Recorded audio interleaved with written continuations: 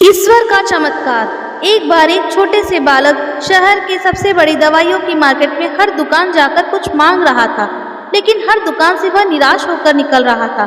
एक सज्जन सड़क किनारे खड़े होकर उसे बड़े ध्यान से देख रहा था। वह जिस दुकान के बाहर खड़ा था, जब वहां से भी वह बालक निराश होकर निकला तो उससे रहा नहीं गया।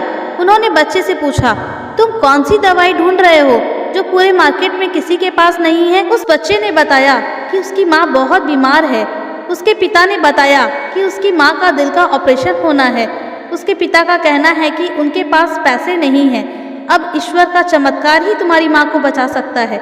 इसलिए मैंने अपनी गुल्लक तोड़ी, उसमें से कुछ सिक्के निकाले और उन सिक्कों से ही मैं हर दुकानदार से ईश्वर का चमत्कार मांग रहा हूँ। लेकिन कोई डांट कर भगा देता है तो कोई हंसकर आगे जाकर ढूंढने को कहता है।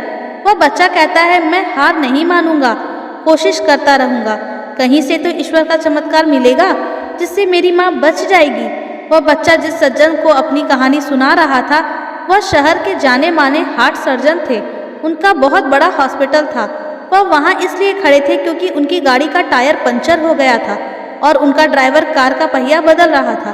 कुछ समय पहले जहाँ वह टायर पंचर होने के कारण परेशान थे, अब समझ चुके थे ईश्वर ने इस बच्चे की मदद के लिए ही मेरी गाड़ी का टायर पंचर किया है। उन्होंने उसी समय एम्बुलेंस बुलाई और उस बच्चे के साथ उसके घर गए।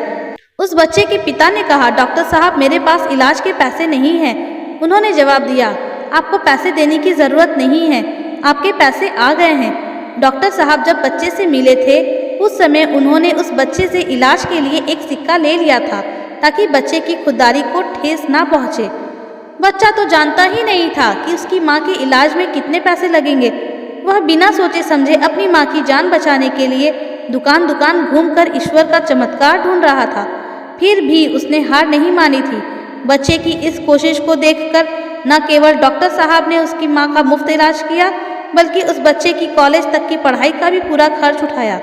सच ही तो कहते हैं, कोशिश अगर सच्ची हो तो ईश्वर किसी न किसी को सही समय पर सही जगह भेज ही देते हैं। इसीलिए तो कहते हैं, कोशिश करने वालों की कभी हार नहीं होती।